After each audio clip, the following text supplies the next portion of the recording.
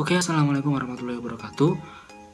Salam sejahtera untuk kita semua. Dalam kesempatan kali ini saya akan membahas mengenai 3 konsep teori belajar. Yang pertama ada teori belajar behavioristik, yang kedua teori belajar kognitif, dan yang ketiga teori belajar humanistik.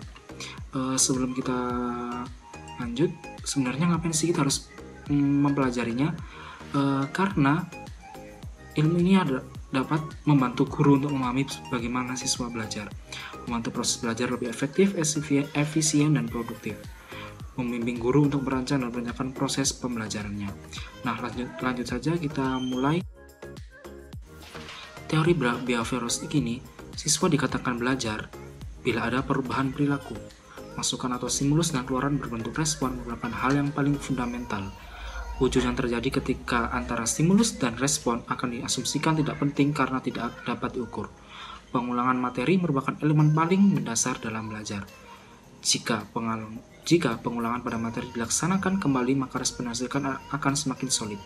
Hal tersebut juga akan berlaku bila dihasilkan pada respon.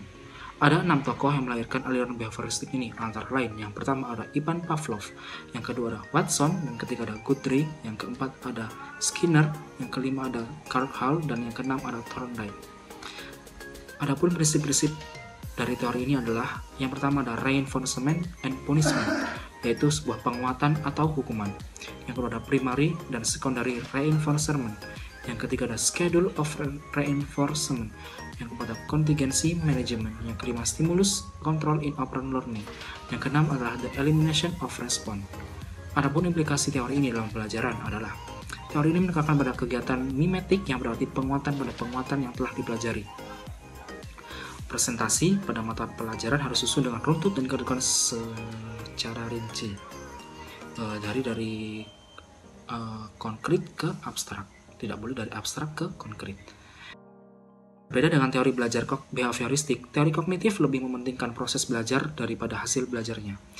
Teori ini mengatakan bahwa belajar tidak sekedar melibatkan hubungan antara stimulus dan respon, melainkan tingkah laku seseorang ditentukan oleh persepsi serta pemahamannya tentang situasi yang berhubungan dengan tujuan belajarnya. Adapun prinsip-prinsip dari teori ini adalah lebih mementingkan proses belajar daripada hasil. Tingkah laku seseorang ditentukan oleh persepsi serta pemahamannya tentang situasi yang berhubungan dengan tujuan belajarnya. Ada 6 tokoh di balik prinsip kognitif ini. Yang pertama ada Tolman, yang kedua ada Robert Gagné, yang ketiga ada Jean Piaget, yang keempat Brunner, yang kelima Ausubel, dan keenam Albert Bandura.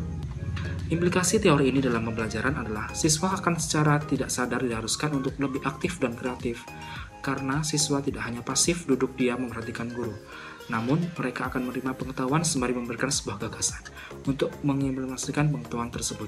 Secara tidak langsung, mereka juga akan berpikir secara independen ketika mereka memperoleh tugas untuk diselesaikan.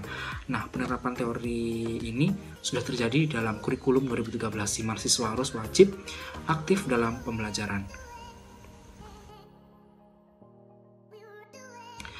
Yang ketiga adalah teori belajar humanistik. Konsep teori belajar humanistik yaitu proses memanusiakan manusia, di mana seorang individu diharapkan dapat mengaktualisasikan dirinya. Artinya, manusia dapat menggali kemampuannya sendiri untuk diterapkan dalam lingkungan.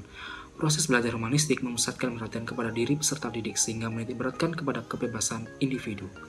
Adapun prinsip-prinsip dari teori belajar humanistik ini adalah belajar adalah satu sifat alami manusia untuk bertahan hidup. Yang kedua, aktivitas belajar akan menjadi bermakna jika apa yang dipelajari memiliki koneksi dengan kehidupan nyata sehari-hari.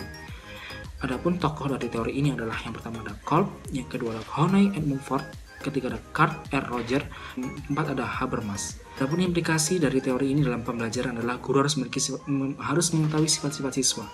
Yang kedua, guru harus menjadi fasilitator dan mengarahkan ke dalam memperoleh referensi untuk belajar.